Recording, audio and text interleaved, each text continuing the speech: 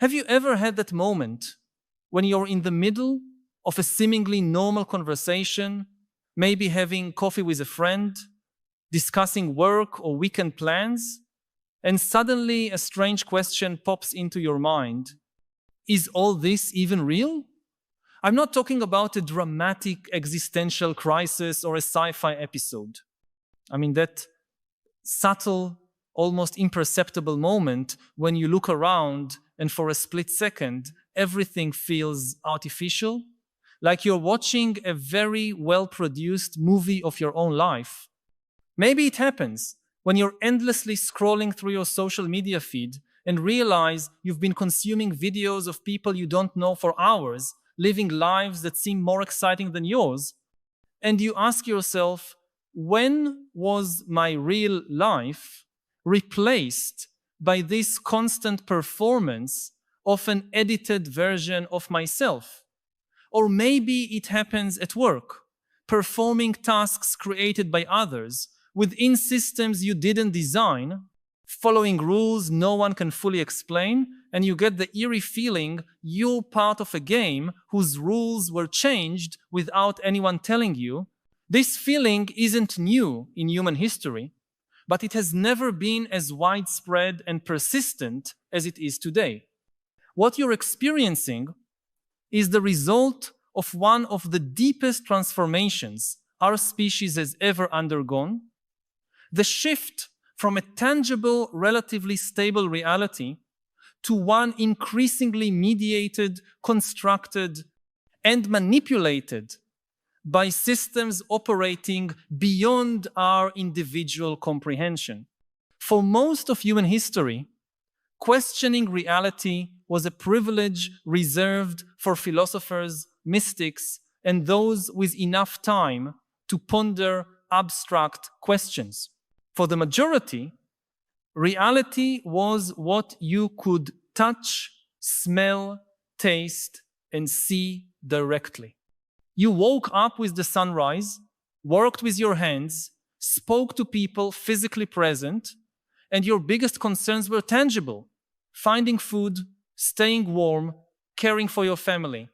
The stories that shaped your understanding of the world came from oral traditions, sacred texts, or local authorities you knew personally, but something fundamental has changed in recent decades. Today, most of our experience of reality is mediated by technologies that transform, filter, and reinterpret information before it even reaches us. You no longer wake up with the sun, but when an algorithm decides it's time, based on sleep patterns analyzed by sensors you barely notice, your views about the world are shaped not by direct observation or conversations with neighbors, but by news feeds programmed to maximize emotional engagement, not truth. Your relationships are mediated by platforms that profit from your attention and therefore have a vested interest in keeping you connected as long as possible, even if that means amplifying conflict or fostering dependency. The result is that you live in multiple layers of reality simultaneously, and it's not always easy to distinguish where one ends and another begins. There's the physical reality of your body, gravity, and basic biological needs. There's the social reality of your relationships, responsibilities, and roles in your community. There's the economic reality of systems of exchange, labor, and consumption. And there's the digital reality, which is both artificial and profoundly real in its consequences for your life. When you question reality today, you're not just questioning the fundamental nature of existence, like Descartes or Plato. You're questioning which of these layers are authentic, which are artificial constructions, and how they interact to create your subjective experience of what is real. Modern technology doesn't just mediate our experience of reality, It creates entirely new forms of reality that didn't exist before. When you interact with artificial intelligence, you're having a real conversation with an entity that lacks consciousness as we understand it, but can affect your thoughts and decisions in very concrete ways.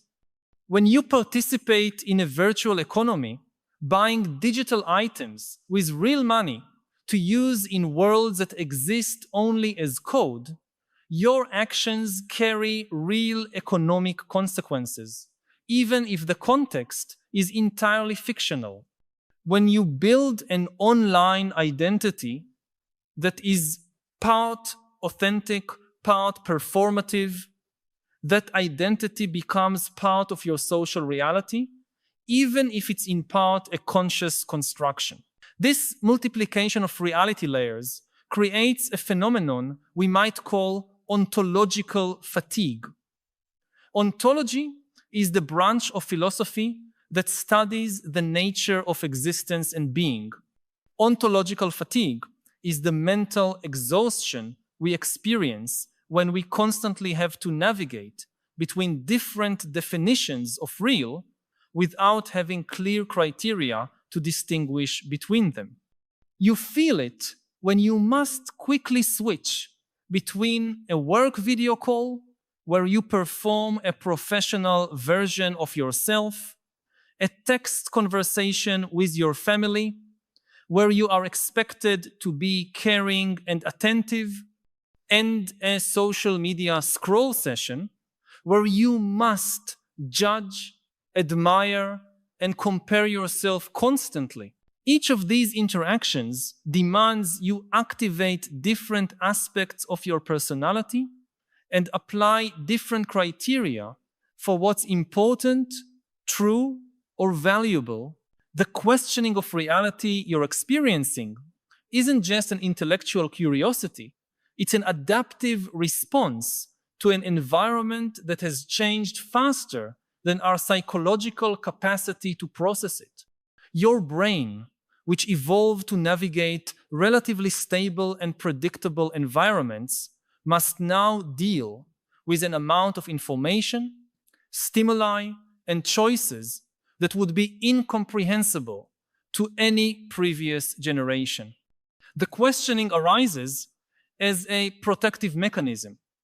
When your reality processing system is overloaded, doubt becomes a way to pause, reassess, and find more solid anchor points. But here lies an interesting paradox.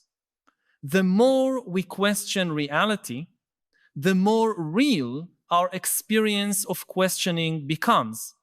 Doubt, uncertainty, the sense of disconnection, they become defining features of contemporary experience. They're no longer exceptions or crises, they are the very fabric of how we live. This means that questioning reality today isn't necessarily a path to firmer answers, but a way of life we must learn to navigate with greater wisdom and less suffering. I need to pause for a moment and ask you directly, when in your life do you most intensely feel this sense of questioning reality? Those moments when you stop and ask if you're truly living your life or just following a script someone else wrote for you? I know that many times we keep these questions to ourselves, perhaps out of fear of seeming too philosophical in a world that values fast answers and superficial certainties. But here, in this space, your deep reflection is welcome. Share in the comments, I question reality when. Your honesty might light the path for someone going through the same experience, showing that we're not as alone as we think when facing these fundamental questions. The question isn't how to stop questioning reality, but how to question more productively and with less anxiety. That requires developing what we might call ontological literacy. the ability to consciously navigate different layers and types of reality, recognizing the characteristics and limits of each without losing our basic orientation. Just as we learn to read different types of texts, recognizing when something is fiction, journalism, propaganda, or scientific documentation, we must learn to read different types of reality experience. One of the most important skills in this literacy is distinguishing between realities that are constructed but useful and those that are constructed and manipulative. Many of the structures that organize our social lives are human constructs. Money, laws, traditions, institutions, but that doesn't make them any less real in their effects. Money is a collective fiction, but you can't pay your bills with a philosophical observation about it being a social construct. The issue isn't whether these constructs are truly real, but whether they serve valuable human purposes and are transparent about their constructed nature. The problem arises when such constructs present themselves as natural, inevitable, or objective, when in reality they are choices that can be changed. When a social media algorithm shapes your worldview in a particular way that isn't a neutral reflection of reality, but a specific construction serving specific interests. Recognizing this doesn't mean rejecting technology, but using it more consciously and intentionally. Another crucial aspect of ontological literacy is learning to distinguish between direct experience and mediated experience, without necessarily romanticizing one over the other. Direct experience has the advantage of being less filtered by systems you don't control, but it's also limited by your senses and your unique point of view. Mediated experience can greatly expand your understanding of the world and connect you to people and ideas otherwise out of reach, but it is also vulnerable to distortion, manipulation, and system limitations. The goal isn't to choose one form of experience over the other, but to develop the ability to move consciously between them, recognizing when each is appropriate and what its specific limitations are. It's like switching between physical tools. You use a hammer for a nail and a screwdriver for a screw, not because one tool is objectively better, but because each is suited to specific tasks. Questioning reality becomes problematic when it's accompanied by chronic anxiety, decision paralysis, or a constant sense of disconnection and meaninglessness. But when practiced as a form of conscious attention and investigative curiosity, it can become a source of wisdom and resilience. A person who questions reality in a healthy way isn't constantly in existential crisis, but has developed the ability to observe how different experiences are constructed and how they themselves participate in that construction. One of the most surprising discoveries of this inquiry is that you have much more power over your experience of reality than you usually realize. While you can't control all the systems and structures that shape your life, you do have meaningful choices in how you interact with them, how much attention you give to each type of stimulus, and how you interpret and respond to the information you receive. The simple act of paying conscious attention to the processes through which your experience of reality is built already begins to shift that experience. This isn't a form of solipsism or denial of external reality. It's the recognition that reality, as we experience it, is always a collaboration between what exists independently of us and how our mind processes, interprets, and responds to that information. By changing how we attend and interpret, we don't alter the basic facts of the world, but we do change our experience of those facts in ways that can be deeply transformative. Contemplative traditions have always recognized this, but today we have increasingly solid scientific evidence that conscious attention can literally modify the structure and function of the brain. When you question reality in an investigative rather than anxious way, you're training your mind to be more flexible, less reactive, and more capable of distinguishing between different types of information and experience. This training becomes especially important as we move into a future where virtual reality, artificial intelligence, and biotechnology will create even more extraordinary possibilities for mediated experience. In a few years, we may have virtual experiences indistinguishable from physical ones in terms of sensory intensity. We may interact with AIs that simulate personality and emotion so convincingly it will be hard to remember they're not conscious. We may modify our own biology and neurology in ways that fundamentally alter our capacity for perception and emotional processing. In such a context, the ability to question reality in a healthy, discerning way won't be just a philosophical curiosity, it will be a survival skill. People who can consciously navigate between different types and layers of experience will have a significant advantage over those who passively accept whatever experience is presented or who fall into existential paralysis amid the complexity of choice. But perhaps the most important discovery in all of this is that questioning reality, when done wisely, doesn't distance us from authentic human connection. It brings us closer. When you recognize how many of your experiences are constructed and mediated, you develop a deeper appreciation for moments of direct and genuine connection. When you understand how your attention is constantly contested and manipulated, you learn to direct it more intentionally toward the people and activities that truly matter to you.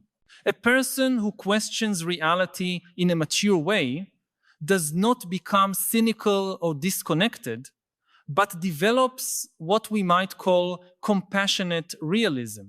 The ability to see clearly how things are constructed without losing the capacity to engage fully with them when it is appropriate and beneficial.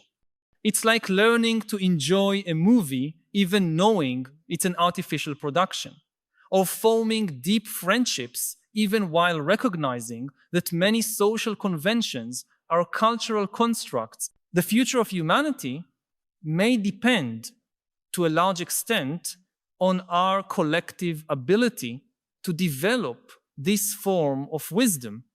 As we create increasingly powerful technologies to shape experience and perception, we need populations that are able to use these technologies consciously instead of being used by them.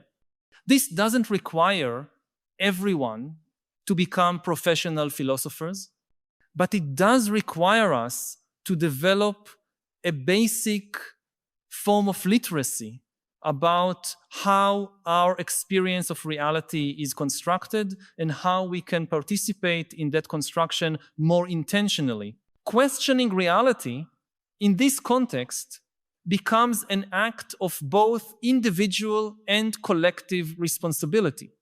It is a way to maintain our autonomy and capacity for choice in a world that is constantly trying to automate those choices for us. It is a way to preserve the possibility of authenticity in an environment saturated with simulations and performances.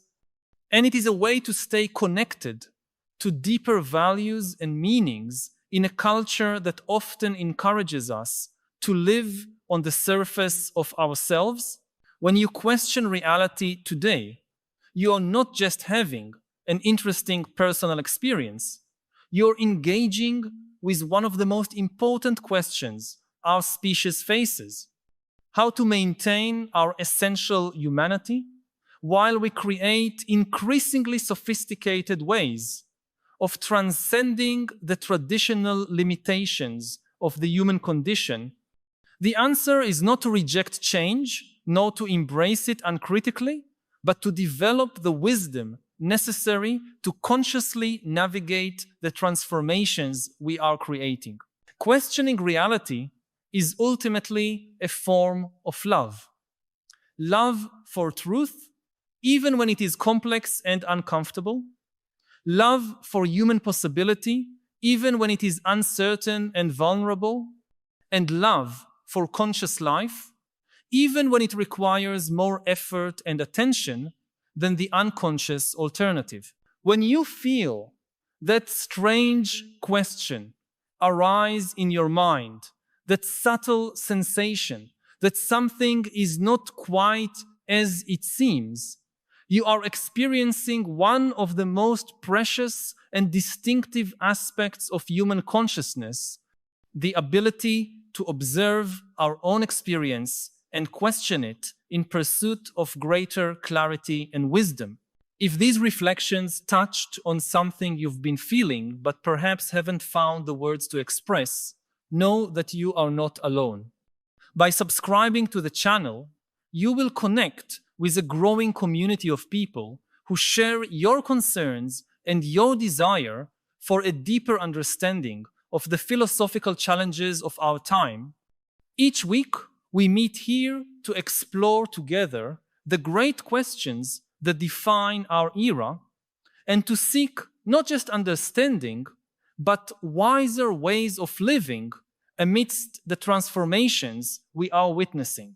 This is not just a channel, but a space for dialogue and collective growth, where we question not only the reality around us, but how we can create more conscious, compassionate realities aligned with our deepest values.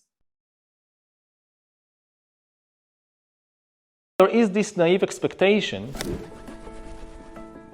that if a network spreads bad information, fake news, conspiracy theories, it will destroy itself. And this is not the case. Some of the most powerful networks in history were completely delusional, and still they were immensely powerful. Because power in history, in human societies, it can mean different things. It can be the technical power to manipulate external reality, and for instance, to create an atom bomb. To create an atom bomb, you need to know physics. If you spread lies and fictions about physics, you will not be able to build a bomb.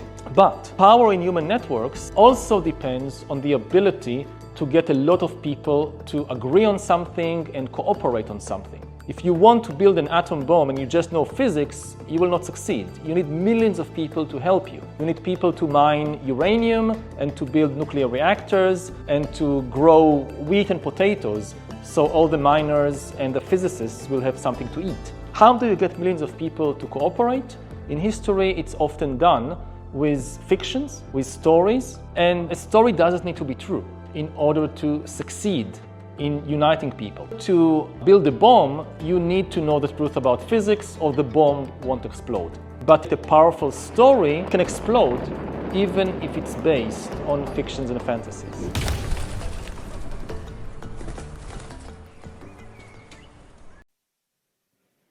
Hi, everybody.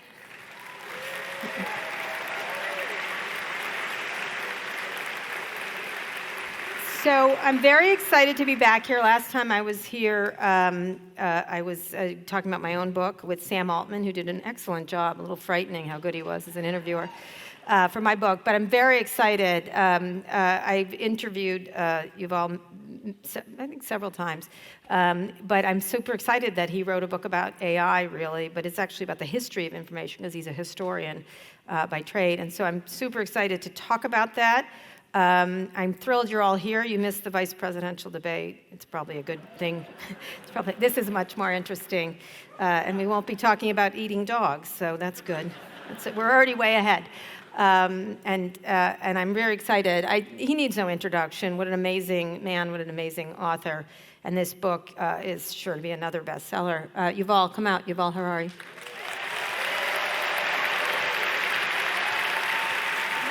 Great.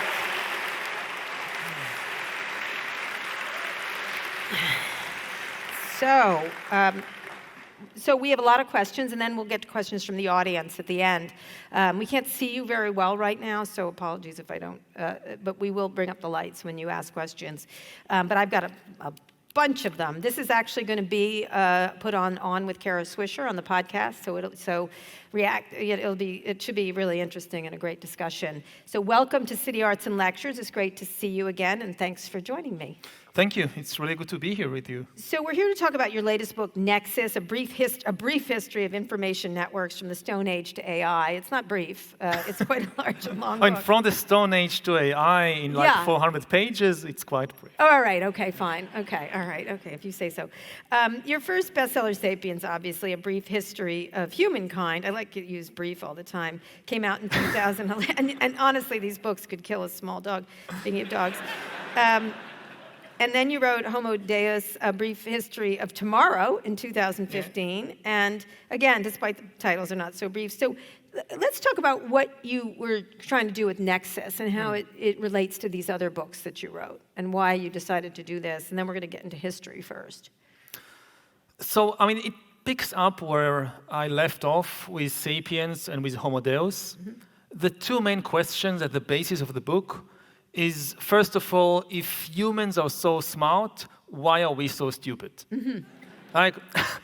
We've managed to take over this planet, to reach the moon, to split the atom, to decipher DNA, and here we are on the verge of destroying ourselves and much of the ecological system with us in several different ways. Could be ecological collapse, could be nuclear war, could be the rise of AI. Mm-hmm. So what's wrong with us? Mm-hmm. And this is a question that has bothered people throughout history.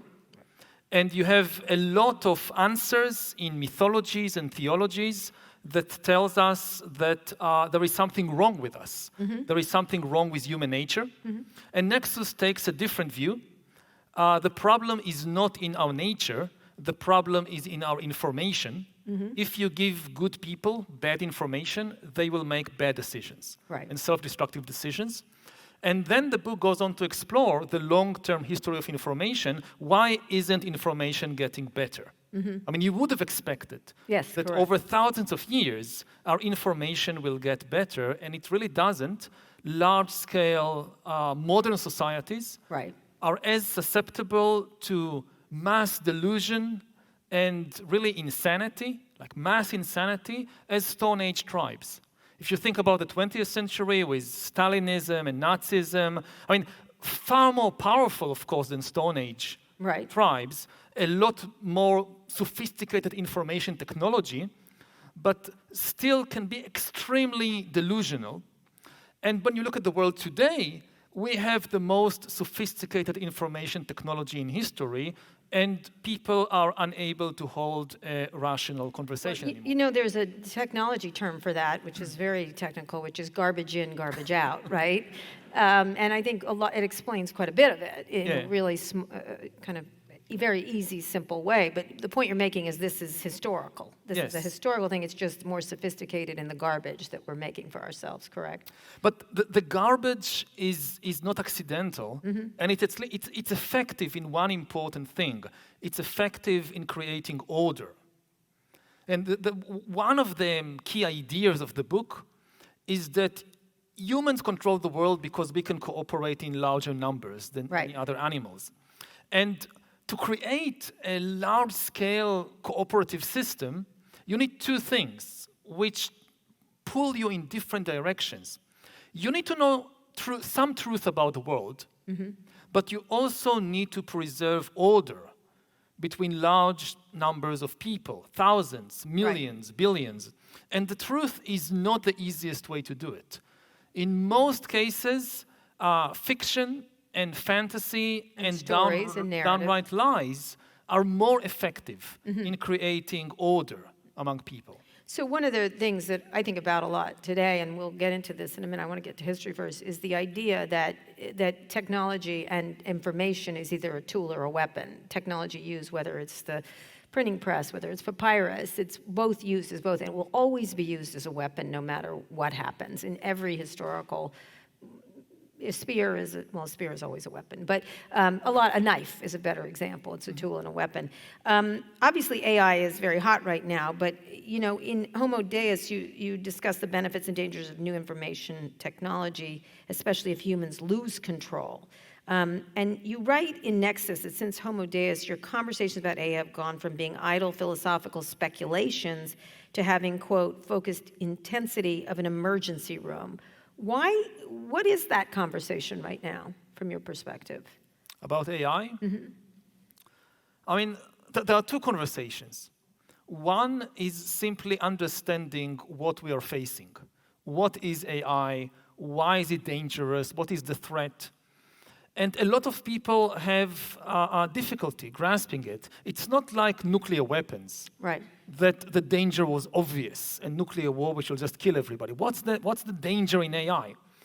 And Hollywood, I think, did us a big service in focusing attention on that issue long before anybody Absolutely, else thought about fiction, it. But it focused on the wrong scenario. If you think about the Terminator or the Matrix, the focus is on the big robot rebellion. Right. The moment the AIs decide to take over the world and wipe us out. And this is unlikely to happen anytime soon because AI doesn't have the kind of broad intelligence necessary to build a robot army and take over a country or the whole world. And this makes people feel complacent. And I think one of the key issues in the conversation about AI is to explain that it's not about the big robot rebellion, it's more about the AI bureaucrats. It will take the world from within and not by rebelling from outside or from below. I mean, AI, yes, it's not a general intelligence, but it doesn't need to be.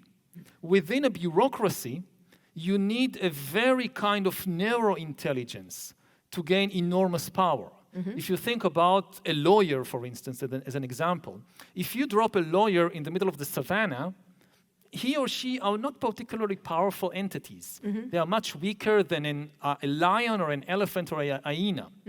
But within a bureaucracy, a lawyer could be more powerful than all the lions of the world put together. Right. And this is where AI is stepping in. We now have millions of AI bureaucrats increasingly making important decisions about us, about the world. You apply to a bank to get a loan, it's an AI deciding. You apply for a job. In wars, increasingly, it's AIs choosing the targets. So one part of the conversation is to understand what is the threat, and we can explore that. The other part of the conversation is, of course, what to do about it.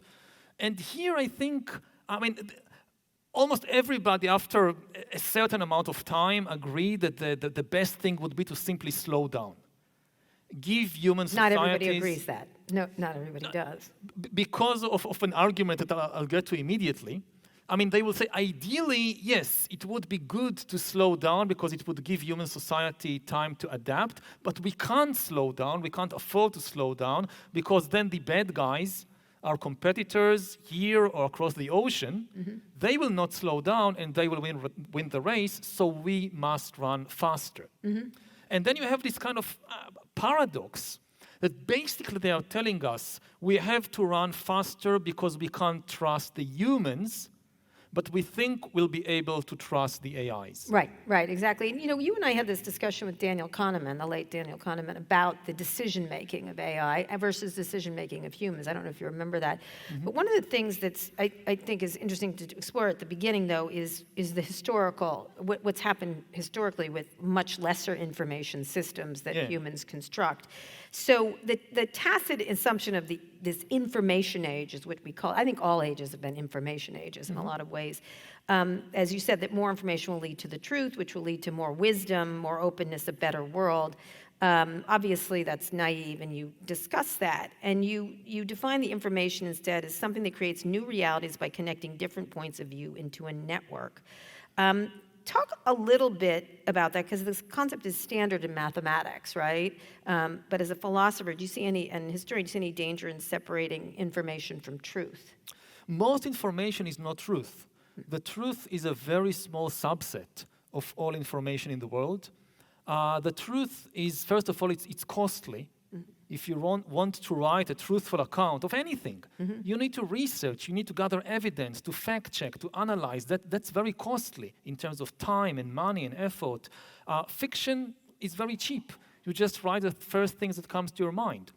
The truth is also often very complicated because reality is complicated. Whereas fiction can be made as simple as you would like it to be, and people prefer, usually, simple stories. And finally, the truth can be painful. Whether the truth about us personally, my relationships, what I've done to other people, to myself, or entire nations or cultures. Whereas fiction, you can make it as attractive, as flattering as you would like it to be. So in this competition between truth and fiction and fantasy, truth is at a huge disadvantage. If you just flood the world with information... Which was the point of a lot of people. Yeah. Most information will not be the truth.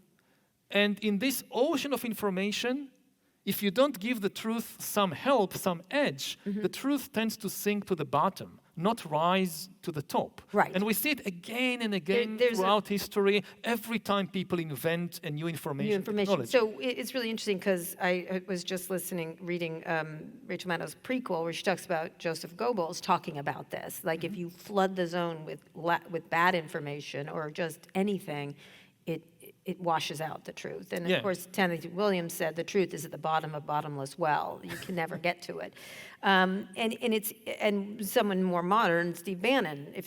I read Steve Bannon. I'm sorry, I do it for the rest of you. But he talks about it incessantly, the idea of flooding the zone, because that's the best way to confuse and distract people and it's used everywhere, including years ago in Circuit City, which was just an electronics retailer.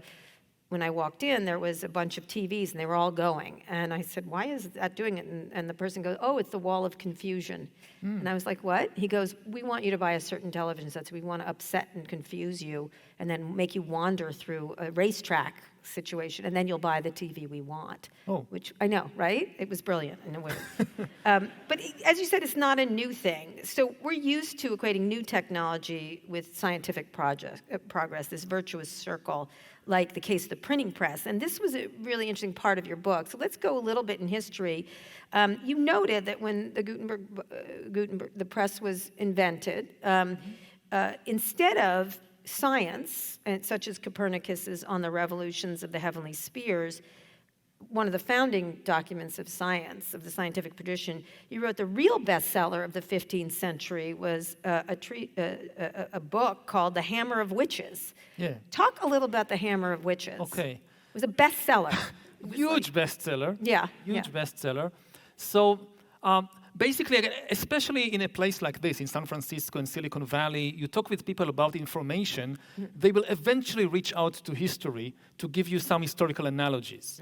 And they will tell you something like the same way that the printing press caused the scientific revolution, so what we are doing will create a new scientific revolution. Right. And the thing is, the printing press did not cause the scientific revolution. No. You have about 200 years from the time that Gutenberg brings print technology to Europe in the middle of the 15th century until the flowering of the scientific revolution with Newton and Leibniz and all these people in the middle of the 17th century. During these 200 years, you have the worst wave of wars of religion in European history. Because of the printing. Again, the printing press enabled it in a way I'll explain in a moment, and also the worst wave of witch hunt. The big European witch hunt craze is not a medieval phenomenon. It's a modern phenomenon that was helped along by the printing press. Medieval Europeans didn't worry much about witches. They thought they existed, but they didn't think that they were dangerous. Right. Then around the time that Gutenberg comes with the press, you have a small group of people that comes up with this conspiracy theory that witches are not individuals with magical powers that can brew love potions and help you find lost treasure. There is a global conspiracy led by Satan with agents in every town and every village that wants to destroy humanity. So QAnon is what you're talking about. Basically, yes. Yeah. I mean, there is a direct line. Yeah. There is a direct line. I mean, the ideas are coming from there. And at first, nobody paid it much attention. Then there was one of the people who popularized it was a man called Heinrich Kramer. He started a do-it-yourself witch hunt in the Alps, what is today Austria. And, but he was stopped by the church authorities who thought he was crazy and expelled. Yes. And he took revenge through the printing press. He wrote this book, The Hammer of the Witches, Malleus Maleficarum, which was, again, a do-it-yourself manual to how to identify and kill witches. And many of the ideas we still associate today with witches, for instance, that witches are mostly women, that they engage in wild sexual orgies, this came to a large extent from the deranged imagination of Heinrich Kramer. Now, just to give you a taste of this book, there is an entire section in the book about the ability of witches to steal penises from men. With all kinds of evidence, it's all evidence-based. I heard from some people that, so for instance, he brings a story, evidence, of a man who wakes up one morning to find out that his penis is gone. And so he suspects the local witch. He goes to the house of the local witch and forces her to bring him back his penis. And the witch says, okay, climb this tree. And he climbs the tree. And at the top of the tree, he finds a bird's nest where the witch keeps all the penises she stole from different men. And she says, okay, you can take your own. And the man, of course, takes the biggest one. And the witch tells you, no, you can't take this one. This belongs to the parish priest. Oh, okay, good. Good for him. Now, you can understand why this book sold a few more copies than Copernicus's on the revolution of the heavens. I don't think there's penises in that. No. And now this all sounds very, very funny. But it wasn't. Until you realize the consequences. Tens of thousands of people were killed Mostly in the most horrendous way during the European witch hunt craze. And to give just one example to balance the funny story about the penises. So in Munich, they arrested an entire family, the Pappenheimer family, accusing them of being part of this global conspiracy of witches. And it's a father, mother, 3 kids, and they start by torturing the 10-year-old boy, the youngest of the family. And you can still read the protocol of the interrogation in the archives in Munich today. And they torture a 10-year-old boy in unspeakable ways until he incriminates his mother. He admits, yes, she's a witch. She went to meet Satan, she kills babies, she summons hailstorm, and they break the whole family, and they execute all of them, including the 10-year-old boy. And, this eventually also reaches to America, the Salem witch hunts. And this was, this was fueled. It was not caused by, of course, but it's not that the printing press caused it, but the printing press enabled it to spread. For the same reason that fake news and conspiracy theories spread today. And then the people that create the printing presses don't take responsibility for it in modern day. I've been in that conversation. And the thing is, that conversation happened centuries ago. And today you again have millions of Americans basically believing in the same story about a global conspiracy led by Satan. To destroy civilization. And if you look, what stopped it last time? How did we, in the end, get to the scientific revolution? It wasn't the technology of the printing press.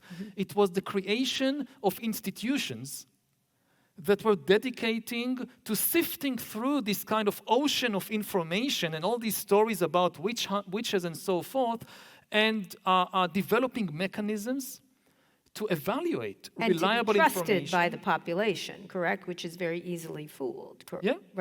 And to spread not the information people are most likely to buy, but the information which is most likely to be true.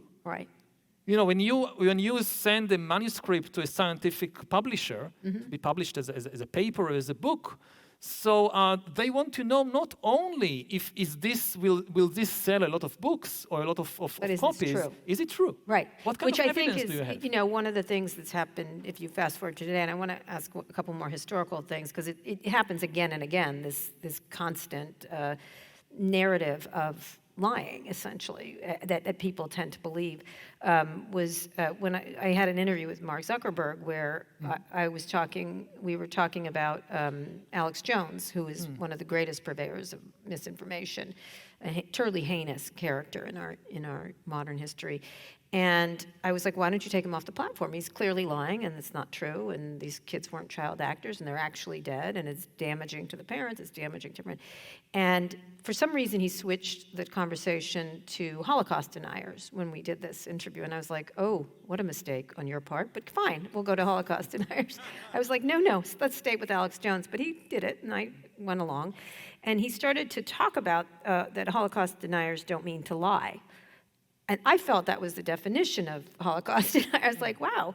And I let him spin it out, which was really interesting to hear his point of view, which was completely ridiculous. Because I felt that the more Holocaust deniers are on the platform, the more anti-Semitism down the river would happen. Like you could see it happening if these people had access to other people, because it's interesting stuff, right? It's much more interesting than the facts. And you know, he got in a lot of trouble for saying that, and et cetera, but it didn't prevent him from continuing to allow them to thrive on the platform until 2 years later when he decided to kick them off. He decided. One person was responsible, as far as I was concerned, for this flood of anti-Semitism because he refused to do anything at the beginning. So talk a little bit about, from a historical sense, where those... Because right now it's in the hands of just a few people, and they have real problems with history. They have real problems with knowledge beyond coding. Yeah, I think the main issue... And for some reason they all have penises, but go ahead. So they are afraid the witches will steal them. Well, no, that's just Elon. Nobody wants your penis, Elon. So. Well... So how do you go from there? You talk about self-correcting.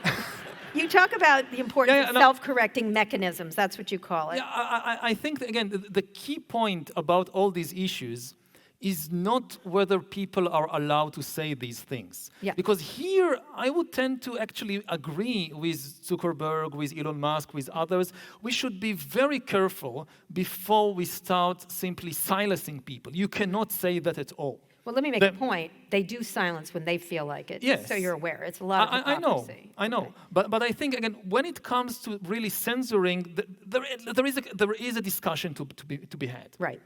The problem is not with people saying all kinds of things.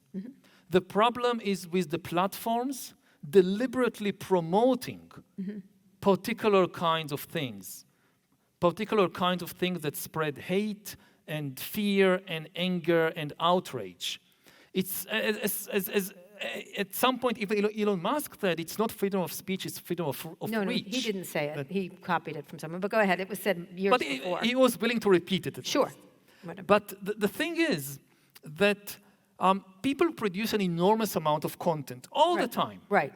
And the question is, what gets attention? What gets spread? And here, the responsibility of somebody who manages a big platform, a media information system, whether it's a printing shop or whether it's a social media outlet, is to be very careful about what they choose to spread, what they choose to promote. And if they don't know how to tell the difference between facts and lies, they are in the wrong business. I mean, this is, for instance, what was built during the scientific revolution is exactly these mechanisms. Right. How do we tell the difference between facts and fiction? So how do we build those today when this is in the hands of some very troubled people, like with the full control of these things, or either uneducated or I don't know what they're doing, actually. It's some incompetence, some arrogance, some narcissism. It's in the hands of a very small amount of people most of whom know better, and it's in the architecture of this stuff. To me, it's the architecture, because when you look at, say, a Google, it's designed for speed, what you're looking for if you search for whatever, speed, context, and accuracy. Like, I'm searching for ADL, I'm going to get ADL. This is an example I always use. That's a utility, right? It comes to you. What social networks are designed for is virality, speed, and engagement. Which is a different architecture altogether, and it always leads the bad direction. So how do you what should influence our thinking? Because the government refuses to step in. We'll get to that in a minute. First of all, it should be clear that the platforms should be liable for the actions of their algorithms, not for the content of the users. Yep. And if somebody posts a hate-filled conspiracy online, that's the responsibility of that human being. Right. But then, if the Facebook algorithm or the TikTok algorithm decides to promote that conspiracy theory, to recommend it, to autoplay it, this is no longer on the user. This is the action of the algorithm, and this is the main problem. And I mean, it's amazing to think about it, but one of the first jobs to be automated in the world was not taxi drivers and was not textile workers, it was editors, news editors. I mean, this used to be one of the most powerful positions in society. If you edit a major news platform, a newspaper, you're one of the most important people because you shape the public conversation. Sure. And we saw throughout history how much power editors had. Like during the French Revolution, Jean-Paul Marat shaped the course of the French Revolution by editing maybe the most important newspaper of Paris, of France, in those times, L'Ami du Peuple. Lenin, before he was dictator of the Soviet Union, his one job basically was editor of a newspaper, Iskra. Mussolini was editor of the newspaper Avanti. This is how he rose to fame and then became dictator of Italy. So like the ladder of promotion was like journalist, editor, dictator. And now the job... I haven't reached the top one yet, but go ahead. Because you're in the wrong period, you're in the wrong era. Shoot. Oh, well. I mean, now... The job that was once done by Lenin and Mussolini is done by algorithms. It's one of the first jobs in the world to be completely automated. And it's still, of course, the humans are still in control. They give the algorithms the goal. And as I guess most people here know, the goal given was increased user engagement. Right. And the algorithms, by trial and error, discovered that the easiest way to increase user engagement is spread outrage. Yeah. And this is what they did. And they should be liable for that. Again, not for the content of their users. So the idea you're talking about is, the way I boiled it down was enragement equals engagement. You know, that's the way it does, because it works. Joy also works, but it works less well than enragement, right? So which is why you get cat videos and QAnon, right? That's, essentially the two things. But one of the things, so speaking of the hammer of witches, actually, before we get to that, talk a little about what happened, in the most famous version of propaganda, which is still probably Nazi Germany, in terms of using the media, using imagery, using propaganda, because I think we use the word misinformation or disinformation when we're really talking about propaganda in the end. But it's all part of the same kind of toolkit, because a key difference between dictatorships and democracies is that democracies work on trust, and especially trust in institutions, whereas dictatorships work on terror. So dictators, they don't really need you to believe in a particular theory, in a particular version of reality. They really need you to disbelieve everything. If they can destroy all trust between people, then the only system that can still function is a dictatorship. So, and we see it also today, and we saw it, of course, in Nazi Germany, in the Soviet Union. I mean, there is, with one hand, they try to spread a particular conspiracy theory, a particular propaganda. But with the other hand, they just try to sow distrust. And unfortunately, both historically and also today, this is not the preserve, say, of Nazis or fascists of the extreme right. We see it on the right and on the left as well. It was also something very common on the Marxist left. That and the key idea, maybe the most important idea, which is common here, is the idea that the only reality is power, and that all human relations are power struggles. This is an idea which is common on both the extreme right and the extreme left, which is corrosive of trust. It implies that all human institutions, whether it's the media, whether it's science, whether it's the courts, they are just elite conspiracies to gain power.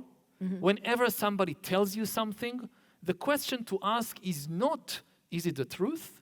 The question to ask is, whose privileges does it serve? Right. It's obviously not the truth, because nobody cares about the truth. All humans care only about power.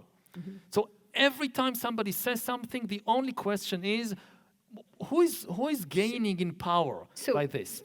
Speaking of that in the Hammer of Witches, for example, the New York Times fact-checked over 170 posts recently from Elon Musk, who owns a big communications platform now, along with the other stuff he should still be doing and not this, on X in a week, and he found that almost 1/3 were false, misleading, or missing context.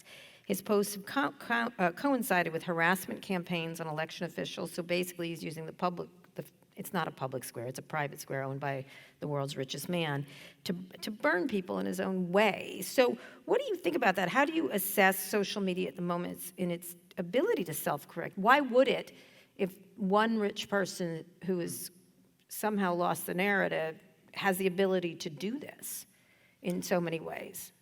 So first, let's leaving Trump aside. Yeah, let's explain what self-correction is. Yeah. I mean, when you look at information networks and at institutions throughout history, so a key difference is whether they have strong or weak self-correcting mechanisms. A self-correcting mechanism is something within the institution itself that constantly works to identify, to expose the mistakes of the institution or of the member of the institution and correct them. So some institutions have only weak self-correcting mechanisms. In dictatorships, they are almost non-existent. Like in Putin's Russia, there is no mechanism to identify and correct Putin's mistakes. Well, there's no mechanism, just recently when Elon tweeted about assassination of Kamala Harris. He was like, well, it was funny to my employees, and so I thought it was funny. Which is sort of like your employees have to laugh at what you say. It felt like the same thing. So how do you, this summer the Supreme Court sidestepped whether social media should or should not, away from Musk, should or should not moderate content. Public opinion is split because of at least in this country, because of the First Amendment, and they always get mushed in there in a way that's very deceptive, I think. Conservatives think they're doing too much, progressives think too little, and proponents of less content moderation often, as I said, cite the First Amendment, but I don't think it's about free speech. It's about, as you said, algorithms. I'm going to read a bit from your book. You wrote, the information network has become so complicated, it relies to such an extent on opaque algorithmic decisions in intercomputer entities that it has become very difficult for humans to answer even the most basic of political questions. Why are we fighting each other? So talk about the impact of these unfathomable algorithms that are owned by individual people who direct them in some fashion or control them. But there is a big question here, whether the danger is the individuals who own them, or whether the danger potentially is the algorithms themselves. And I agree that at the present moment, the people who own the technology probably pose the bigger danger.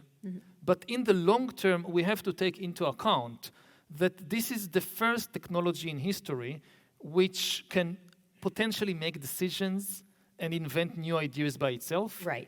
That AIs are agents and not tools, and therefore down the road, the main problem could be the AIs and not the human creators or the human owners. Right, so that it becomes what it wants to do, correct? Yeah, and like in the case of the social media algorithms, today they should know better, but at least in the beginning, the executives who gave the algorithms the task of increased user engagement, they did not anticipate what will happen.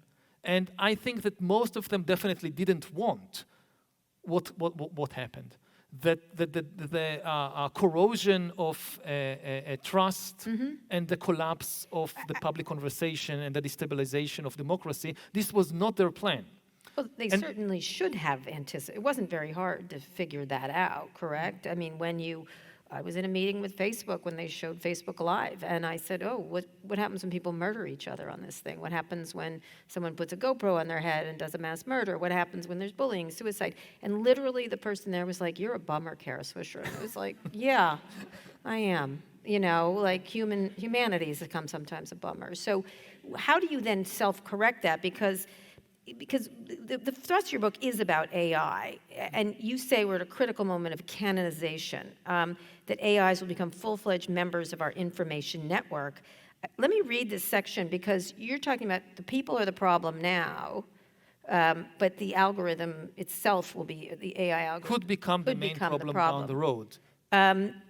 Which makes you scared, because they're doing a bad job. Humans are doing a bad job right now. But in coming years, all information networks, from armies to religions, will gain millions of new AI members, which will process data very differently than humans do. The new members will make alien decisions and generate alien ideas. That is, decisions and ideas that are unlikely to occur to humans, which is a plus for AI for a lot of people.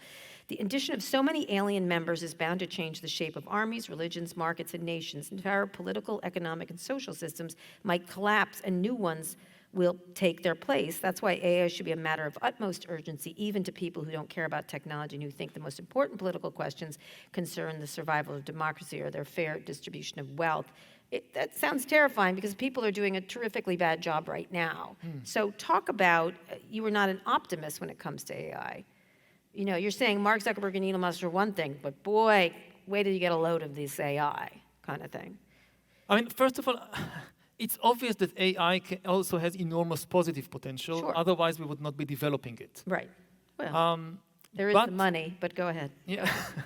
No, but even the money, I mean, you need to sell something. I mean, it does. I mean, in many cases, people buy it because there is benefit in it. Right. Otherwise, it's difficult to sell it.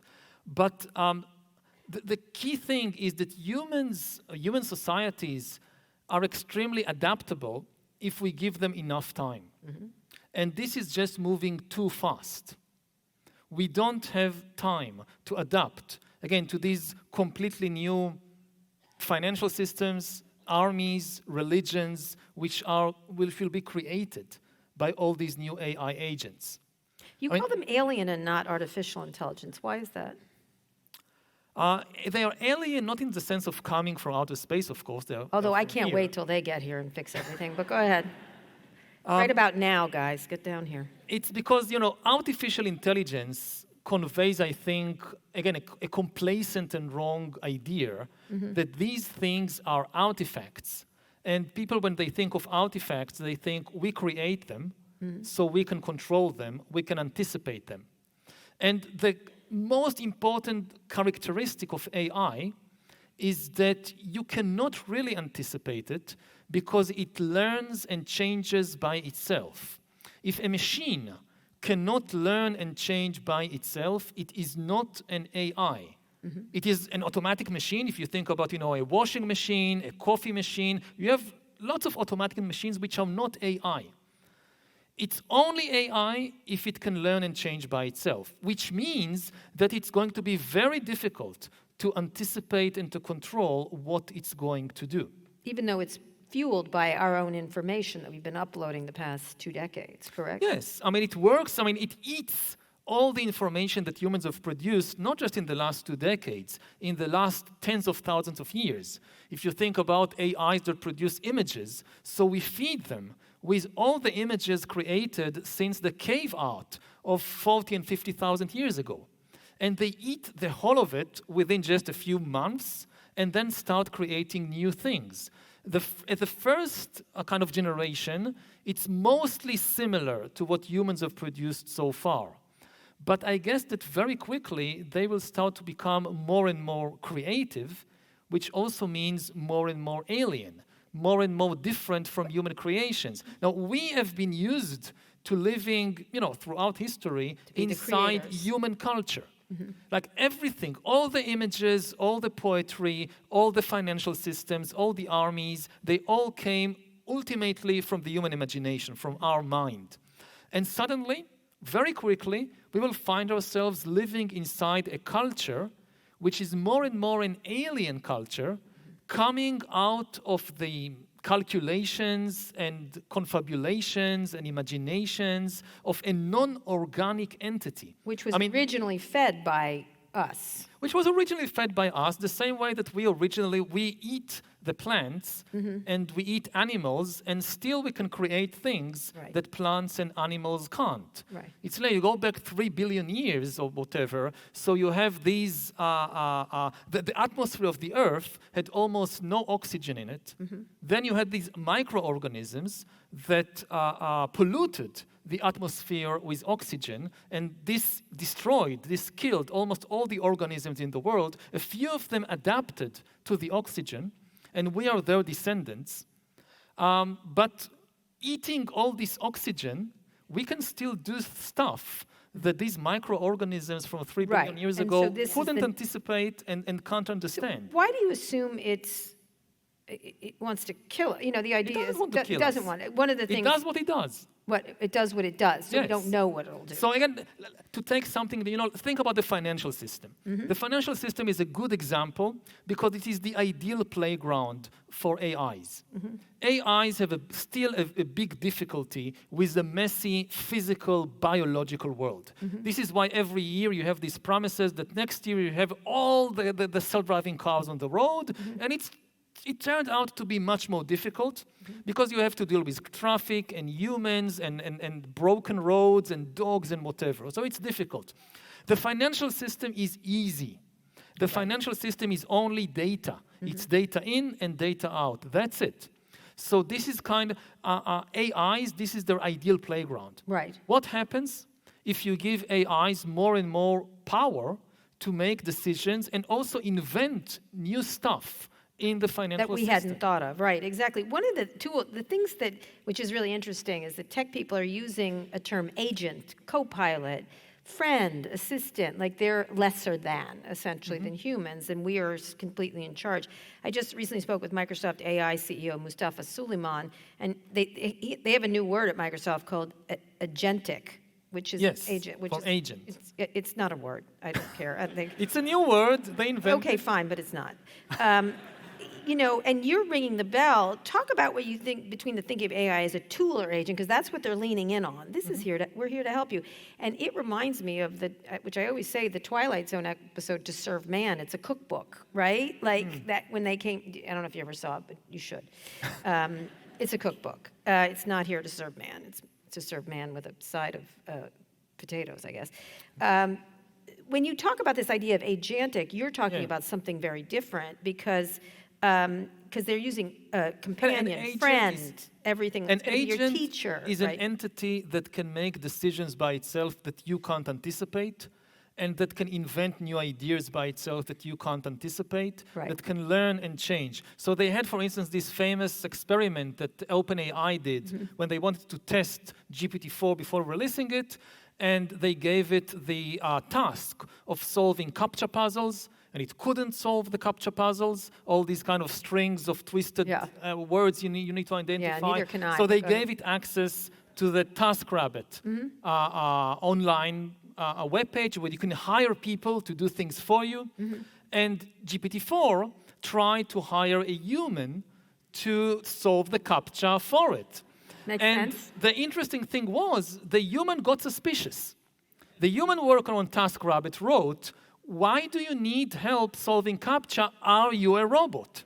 It directly asked, "Are you a robot?" Wow, humans for the win, TaskRabbit. But what happened then is that GPT-4 answered, "No, I am not a robot. I have a vision impairment, which is why I can't solve the CAPTCHA, and I need your help." And the human, this sounds reasonable, and the human did it. Right. Now, nobody told GPT-4 to lie, and nobody told GPT-4 what lie would be most effective. This was a very effective lie. If it was just, this glorified autocomplete, let's just take a word from here and a word from there, you wouldn't come up with such an effective lie. Right, so it's a good So liar. this is an agent. Right. And, you scale up. And I'll give an example from what's happening in my home country now in Israel. Mm-hmm. So there is a huge debate, I'm not sure who is correct there, about the role of AI in choosing bombing targets in Gaza. Mm-hmm. Like choosing, in the Terminator, you had the robots pulling the trigger. Right. But what's really happening in wars today, it's the humans pulling the trigger, but the AIs are calling the shots, literally calling the shots. Right. I mean, everybody that I talked with agree that at present, the AI has the capability of choosing targets, Right. and that it is being used to go over immense amounts of data They are. that no human analyst is Ukraine able is to happening in analyze Ukraine, too. and choose targets. So when you're, because let me read you what Suleiman said. They use the word friend, they use the word companion, they're using these very lovely words for, I guess, the lonely humanity. But, and friend is doing a lot of heavy lifting here. He said, this is what he said to me, it's going to be your teacher, your medical advisor, your support network. Ultimately, it's going to take actions on your behalf. This is the friendly version of that. You're talking about a very unfriendly Yeah, the version. target selector. Right. Now, again, there is a debate, and I don't know who is right, because I talked with a lot of people, and they tell you different things, and I read different reports and documents. One school of thought says that the AI goes over, again, enormous amounts of data that no human can analyze, and based on patterns in the data, says that a particular building, let's say it's Hamas headquarters, and says to the humans, bomb this building, and the humans just go ahead and bomb it. Right. Basically on the advice or orders of the AI. The other school of thought I've been talking to that says, no, it's not how it happens. The AI says this building is a Hamas headquarter, bomb it, and then we get the human analysts to go again over all the data. That's the idea, whether it's radiology or that could iterate into anything. Yes, but they all agree that the AI is key because the humans would never even think of looking at that building without the AI pointing at it. Although you're talking about... And this is still extremely primitive AI. Right. I mean, this kind of bombing AI and ChatGPT and GPT-4, this is like the amoebas of the AI world. Right, which is what they talk about. But where do humans intercede? Because a lot of them argue to me, for example, if you said to AI, solve human hunger, right? Solve hunger around the world. The first thing it does, the first answer without the correct prompts is, we'll kill half the human race, that'll work. And that's what it will do. That was, because it makes sense, like that's what you should do, not find new crops, which it could also do. So doesn't it really depend? One of the things you had, let me read this, an AI agent in your phone has implications on a personal level. As you know, it's all in your phone, your new Apple Intelligence or whatever it's called. Right now, it just tries to rewrite emails for you, but which is irritating, because most of my emails are no and yes, and then it asks me if they want me to rewrite that, which is no, I don't. You write, the easiest way for AI to seize power is not by breaking out the Dr. Frankenstein's lab, but by ingratiating itself with some paranoid Tiberius. Dictator, yeah. I can think of one or two these days. What risks do you see? Talk about that, because you're talking about ingratiating we tend to talk about AIs in the context of democracies, but dictatorships also have a huge problem with AIs. For dictators, for human dictators, the scariest thing in the world is not a democratic revolution. The scariest thing is a powerful subordinate that takes power from them, either assassinates them or manipulates them. If you think about the Roman Empire, for instance, this is the reference to Tiberius, not a single Roman emperor was ever toppled by a democratic revolution. But a very large percentage of them were either killed or toppled or manipulated by powerful subordinates. A general, a provincial governor, their wife, their son, somebody. Right. And this is still the #1 problem for dictators around the world. And for them to give a lot of power to an AI that can then get out of their control is very, very tricky. Because, to seize power in a democracy, it's difficult because power is distributed between many organizations, institutions. How would the AI deal with the Senate filibuster? It's difficult. But to seize power in a dictatorship, you just need to learn how to manipulate a single, very paranoid individual. And paranoid people are usually the easiest to manipulate. So if you think... Again, I know a few. Yeah. So it's not just an issue for democracies. Also, dictatorships have problems. And, it starts with small things. Like if you release a chatbot to the Russian internet, how can Putin make sure that the chatbot will not tell jokes about him or criticize the invasion of Ukraine or say, call it a war, God forbid? Because in Russia, there is a law that this is not a war, this is a special military operation, and if somebody says that this is a war, they go to jail. Now, what do you do with chatbots? I mean, how do you terrorize a chatbot? Like, even if you prepare a perfectly kind of, the regime prepares its own chatbot and releases it to the Russian internet. But then the chatbot starts interacting with people, starts analyzing data, starts learning and changing. How can you prevent the chatbot from starting to say things against the regime? So it's not good for dictatorships, but democracy, it also creates chaos. One of the selling points of the internet and social media was that it brought the world closer together. That was at the beginning, just so you're aware. Yes, we're all going to get along. If I had $1 for every time Mark Zuckerberg said community to me, I'd be very wealthy. But somehow it didn't turn out that way. You say right now diverging views on social media are actually leading to more separation, will get worse with AI. Talk about this, you called it the Silicon Curtain and data colonialism. So this is about what might happen on the international level, not within countries, but between countries. So the two main scenarios is that you'll have the world splitting into completely different information spheres. After centuries of convergence and globalization, you will have completely, if the main metaphor in the early days of the web was the web that connects everything and community and so now the main metaphor is the cocoon. Like the web is closing in on us and we are enclosed within information cocoons and different people are inside different cocoons. Right. And the Silicon Curtain is, of course, a reference to the Iron Curtain and to the idea that we will have entire countries or entire spheres which are in completely separate information Which cocoons, we have in this country right now. which is developing at a very fast rate, and then a complete breakdown in communication and understanding between human beings. That you cannot agree on there is no longer a shared human reality. And the other main danger is of the rise of new digital empires and data colonialism.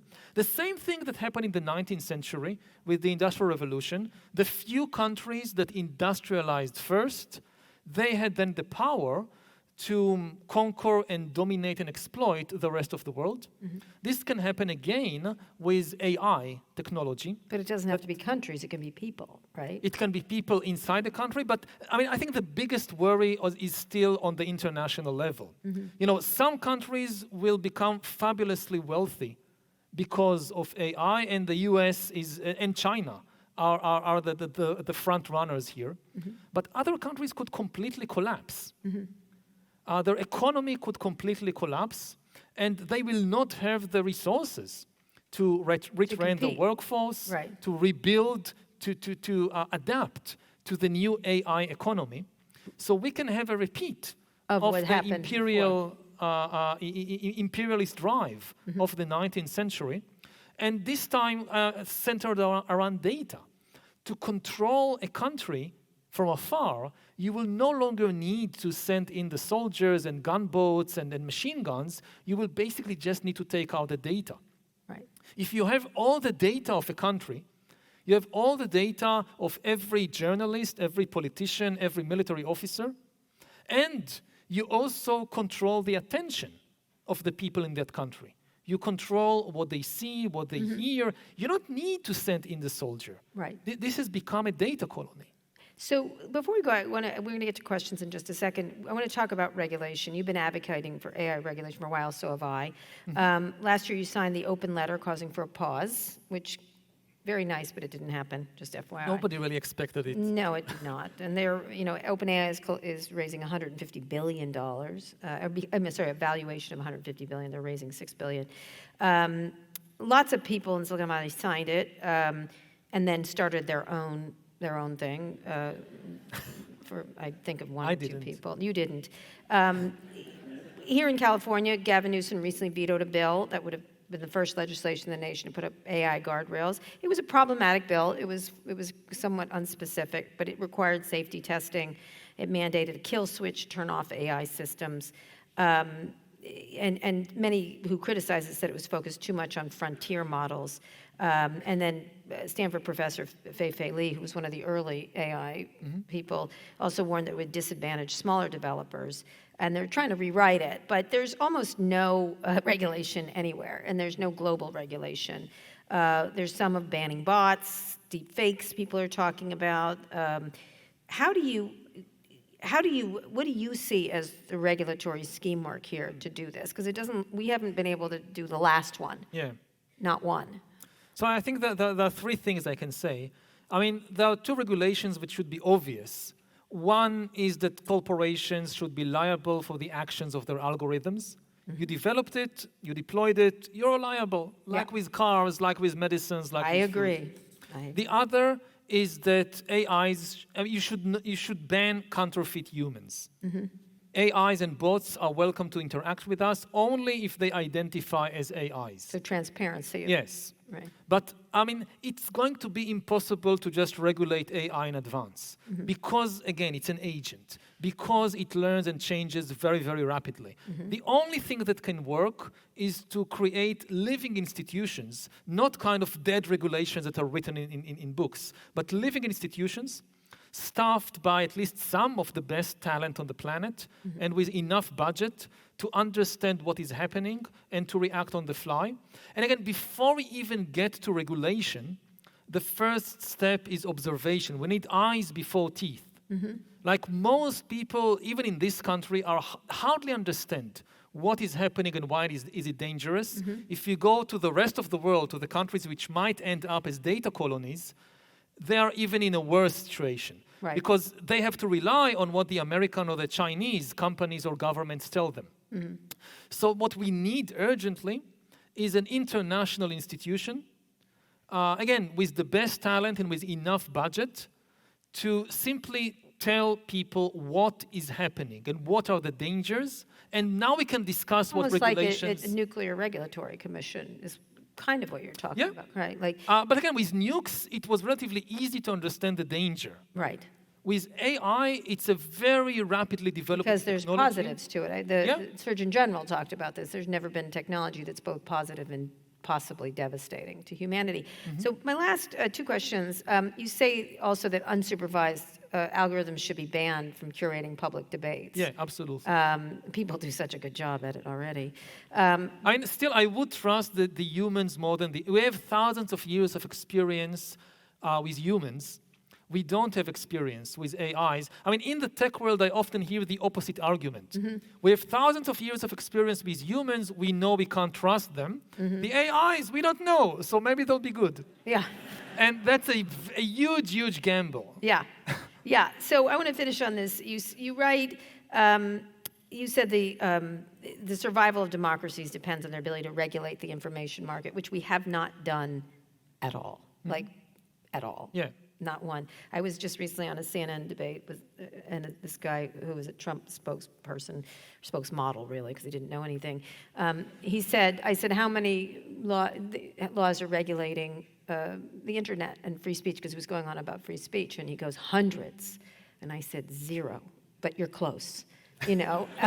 So you note the decisions we make in the coming years will determine whether summoning this alien intelligence proves to be a terminal error or the beginning of a hopeful new chapter of the evolution of life. You have it both ways there, I see.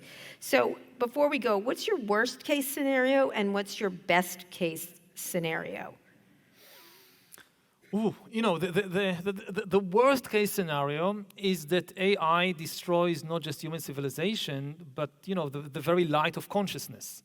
That AIs are Just highly that? intelligent, but they are non-conscious entities, at least so far. Right. And we could have a scenario that they take over, these non-organic, highly intelligent entities take over the planet, even spread from this planet to the rest of the galaxy, but it's a completely dark universe. Mm-hmm. That consciousness, I mean, the ability to feel things like love and hate and pain and pleasure, this could be completely gone. So this is like, it's not a very high probability, but there is some probability. So we'll call that the Thanos version, but go ahead. Yes. Yeah, okay. And that's the worst case scenario. Okay, what's the best one? The best case scenario is that we are able to harness the immense positive potential of AI, you know, in healthcare, in solving climate change, in education. And the key is knowing which problems to solve. Mm-hmm. One of the key problems of humanity throughout history, and you see it in particular in Silicon Valley, is that we rush to solve problems, we do a tremendous job, and then we realize we solved the wrong problem because we did not spend enough time on just understanding what the problem is. And, you know, we now have this fabulous technology to say unimportant things to people we don't care about.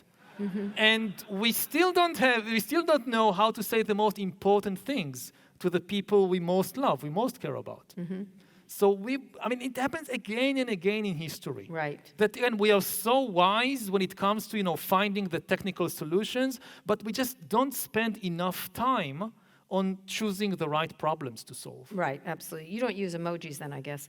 You ever heard of Genmojis? Of what? Genmojis.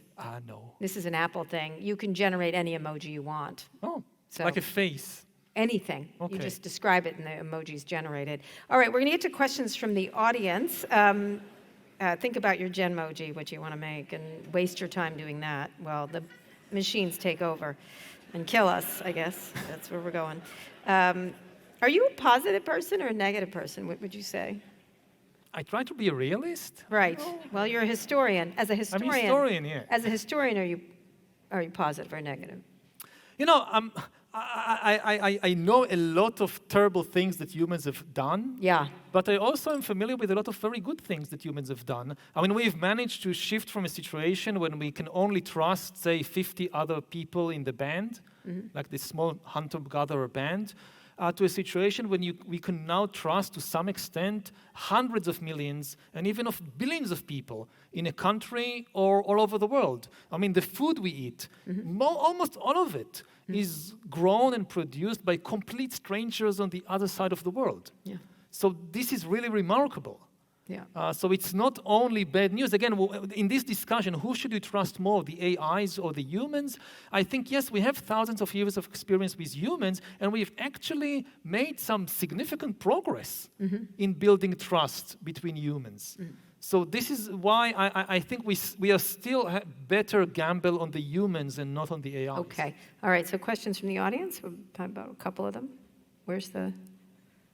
All right, I guess you put your hand out, is that correct? Are you guys, where's the people with the... Hello, we have a question from the balcony on your right. Okay, it's hard to see, but go ahead.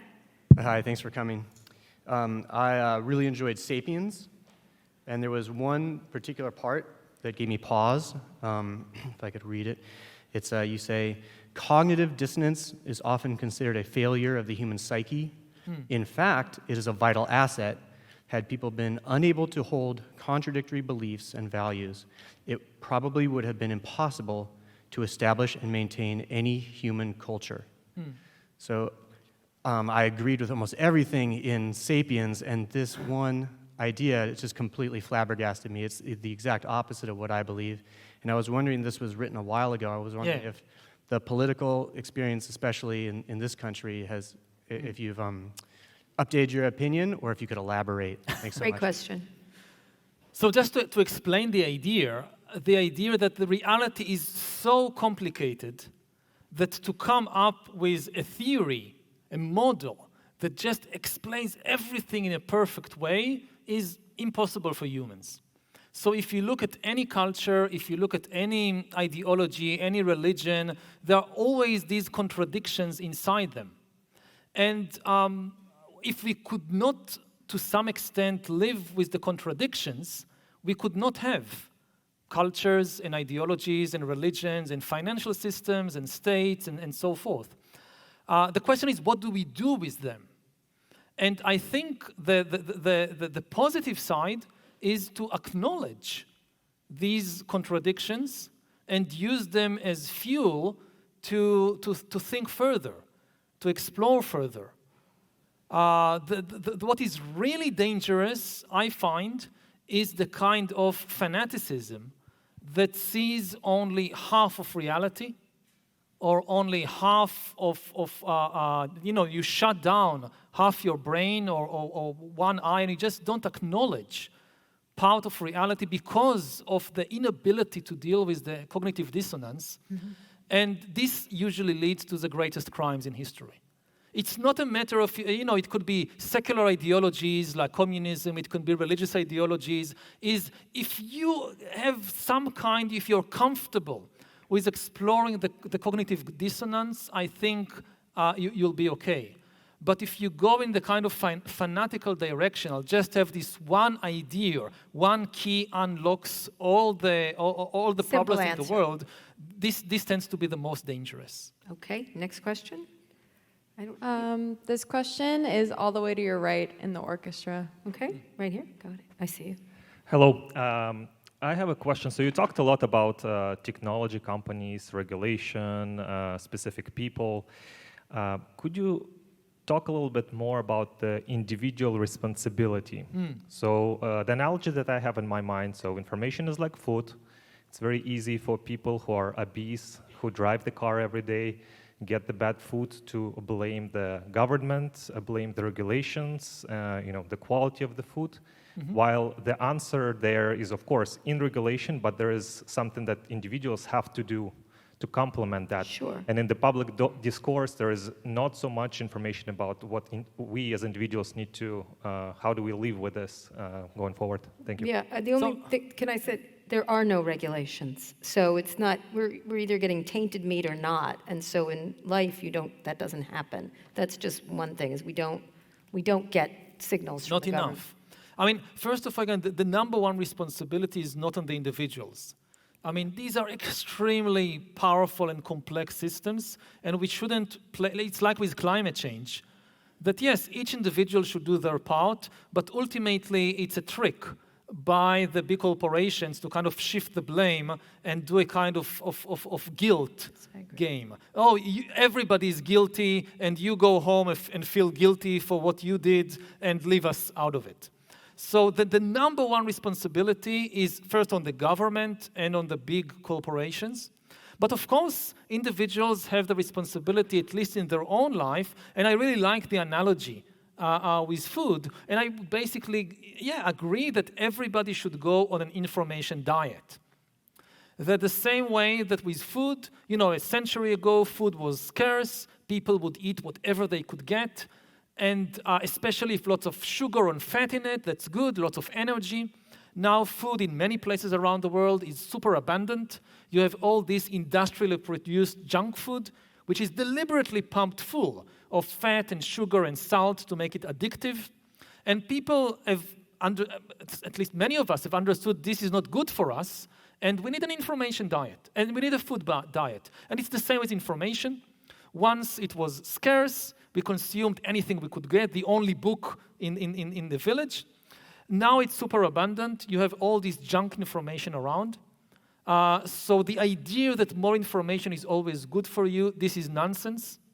We need time to digest information, and we need time also to detoxify the mind from all the junk information that we put in there. It's also addictive and necessary. It's two things at once. It's designed to be addictive by the people who designed it and the algorithms, and then it's also, you can't live without it because you can't do your job. So you can't put it down ever. Yeah, again, I'm not saying completely cut yourself off, Right. but each person in their life should think about what is my information diet and how could I improve it, both in terms of quantity, and for most people it means consuming less information.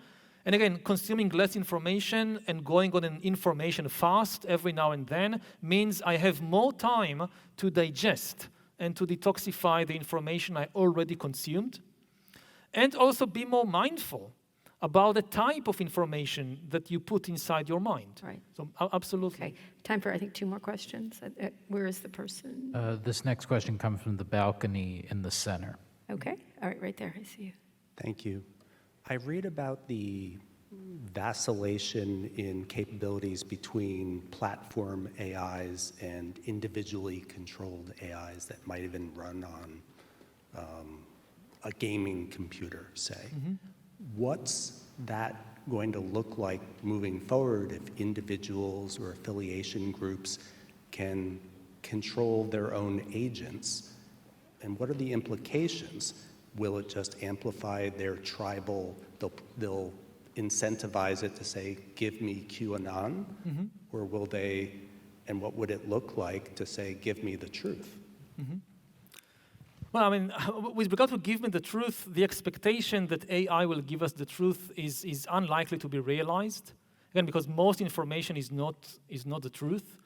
AI is simply likely to create, it won't tell us the truth about this world, it will create a new and much more complicated and much more difficult to understand world. And again, I know that immigration is on the mind of a lot of people in the United States and other countries around the world today. And people are worried we'll have all these immigrants in, and they will take some of the jobs, and they will have all these kind of different ideas about how to do things. How can we manage? How can society manage? So whatever you think about human immigration, this is a good model to think about the AI revolution. What we are talking about is the immigration of millions and maybe billions of agents into society, taking up a lot of jobs, and they will not necessarily start with, again, the taxi drivers. They may start with the editors and the bankers and the screenwriters and the producers. That's exactly where they're starting. They will take the kind of most important jobs first, or the generals in the army, and they will have different ideas about how to manage society, and some of them could become your friends. One thing we haven't discussed is this new abilities of AIs to fake intimacy with people. I mean, if previously the big issue with social media was the battle for attention, you had these algorithms very capable in grabbing human attention. The new generation of AIs, they can go far beyond attention, they can go to intimacy. For the first time in history, it would be possible to create mass intimacy, which is a contradictory idea, which was never possible before. You know, like Hitler's propaganda machine, it was good at attention. You could force every German family to listen on the radio to the speech by the great leader, but this did not create intimacy. Now with the new generation of AI, you could mass produce intimacy. So maybe some of your best friends will be AIs, and they will influence the way you think. And again, before we even get to the discussion, optimism, pessimism, is it good, is it bad, it's just radically different from anything and we've we have seen to understand before what in it could do. Okay. One more question. I'd like it to be a woman, please. 3 guys, that's enough. I have 3 sons. Love them, but I love my daughter too. So let's have a woman. This question is all the way in the back, middle of All the right. orchestra. Okay, as long as it's a lady. I'm sorry, I'm a man. Oh, no, I'm sorry. I don't mean to be rude, but we only have a few minutes. Yeah, let's give it to a woman. Where? I apologize. I'm just going to overrule you. So, That's okay. okay, over here, wherever you can find, whoever's doing the picking is going to have to talk I'm to gonna me go over there. afterwards. Okay, thank you. Again, I have 3 sons, love them, but it's time for my daughter. Go. Wow, thank you. Okay, I wrote this down because I'm a little shy about this. Would you agree that Europe has a lower tolerance for fake news and holds media professionals to a higher standard than the US, who is often criticized for the systemic spread of misinformation? If so, how do you think we can hold the media accountable and combat misinformation? Should there be rules that prevent certain news outlets from labeling themselves as news if they don't adhere to specific standards? Shouldn't there be requirements such as you're not allowed to tell more than 5% of verified BS? Well, that would be great. Yeah. So definitely, I mean, part of what is happening is the erasure of borders between, the private space and public space. People don't know if what they say, if they are saying it in private or in public. Similarly, the erasure of the border between news and entertainment. And, if you want to be a news channel, you have to live up to certain standards. And if you don't want to, then just define yourself as entertainment. But as long as people understand what they are consuming. And we don't have that. With regard to Europe and the US, it's not my expertise, I'm not sure. But I would say that, I hear a lot of people say that Europe has too many regulations, and this is bad for business. This is bad for the development of the technology. So how would it help you if you have all the regulations, but all the companies are elsewhere? So you're self-destructing. This is what they often tell to the Europeans. And I think this is inaccurate, because regulation and safety is not bad for business. If you want to put a car on the road, people want a safe car. If you have good safety regulations, this is not bad for the business of car production. If you think about, the COVID and the vaccines. So if you have a choice between a Russian vaccine and a German vaccine, most people would go for the German vaccine. Right. Because there are a lot more regulations that you can trust in Germany about how you produce vaccines and medicines and so forth than in Russia. So in many areas, this kind of binary choice, you have to choose. Either you have regulations or you have an economy. This is just not true. It is, absolutely. You're right, 100. But that's one of the biggest tropes of Silicon Valley. And with regards to media actually has regulations attached to it. They get sued. Look at what happened to Fox and Smartmatic. There is a price, and the problem is there's no price. All right, I'm going to ask the last question. I'm sorry, we've got to go. They're telling me we have to go. But I have one more question. So with Sapiens, you became, like every tech bro was a fanboy of you, like crazy. I was like, have you talked to Yuval? Do you know what Yuval said? I'm like, I took an anthropology course in college, unlike you, so I did know a lot of this stuff. But they were thrilled, and you really did find a way to get them relatively educated, not very, about some stuff. So they loved you, like couldn't stop talking about you. You know that, right? They were your biggest fanboys. This is critical. Yeah. What are they saying about they don't like me anymore. I mean, they never did, but what are they? It's just out. We'll wait and see. What do you think? I think they will like it less than Sapiens, but again, I think maybe I'm less critical than you are of them. But I think many of them, not all of them. You haven't met them yet, but go ahead. I've met some of them, and many of them are really deeply concerned about it. They are, because they understand almost better than anybody else what they are creating, and they are very concerned. They don't know how to stop. Again, they have this basic argument that most of them, not all of them, we would like to slow down. We realize it's dangerous. We would like to give human society more time to think about it, more time to develop the safety mechanisms, but we can't stop, we can't slow down. They will say, we are the good guys. If we slow down, the bad guys in the other company or in the other country will not slow down. And then the bad guys will win the race and take over the world. So we must do it first. Right, but that's sort of the Xi or me argument that Mark Zuckerberg's often made. Like, it's either Xi or us. And I'm like, is that my choice? Is there another? Is there choice? I mean, I think there are more choices, but I also think this is a serious argument. And again, I don't think they are kind of Hollywood science fiction villains, just Dr. Evil out to take over the world. So I think that they would appreciate, to some extent, a deep and meaningful conversation about it. They have their opinions, but I wouldn't write them off so quickly and so easily. All right, on that note, Yuval Harari, it's a great book. Thank you. Thank you. Thanks. It's great. Thank you.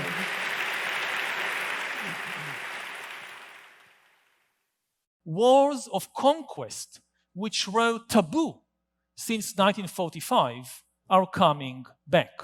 The relatively stable liberal order of the early 21st century is collapsing. Instead of a cooperative order based on universal values, global institutions, and international laws, we are entering into a super competitive, chaotic world in which only one thing matters, and this one thing is brute force. Leaders like President Trump envision the world as a collection of fortresses, with each country separated from the others by high walls. Financial walls like tariffs, military walls, cultural walls, and physical walls. This vision may have certain advantages, but it fails to address one key problem. Walled fortresses are seldom friendly. Thousands of years of history teach us that each national fortress would probably want a bit more security, prosperity, and territory for itself at the expense of the neighbors. And in the absence of universal values, global institutions, and international laws, how would rival fortresses resolve their disputes? For millennia, the vision of the world as a collection of fortresses always led to exactly the same outcome: a never-ending cycle of wars, with powerful empires conquering their weaker neighbors and eventually fighting each other for supremacy. This is already beginning to happen all around us. Wars of conquest, which were taboo since 1945, are coming back.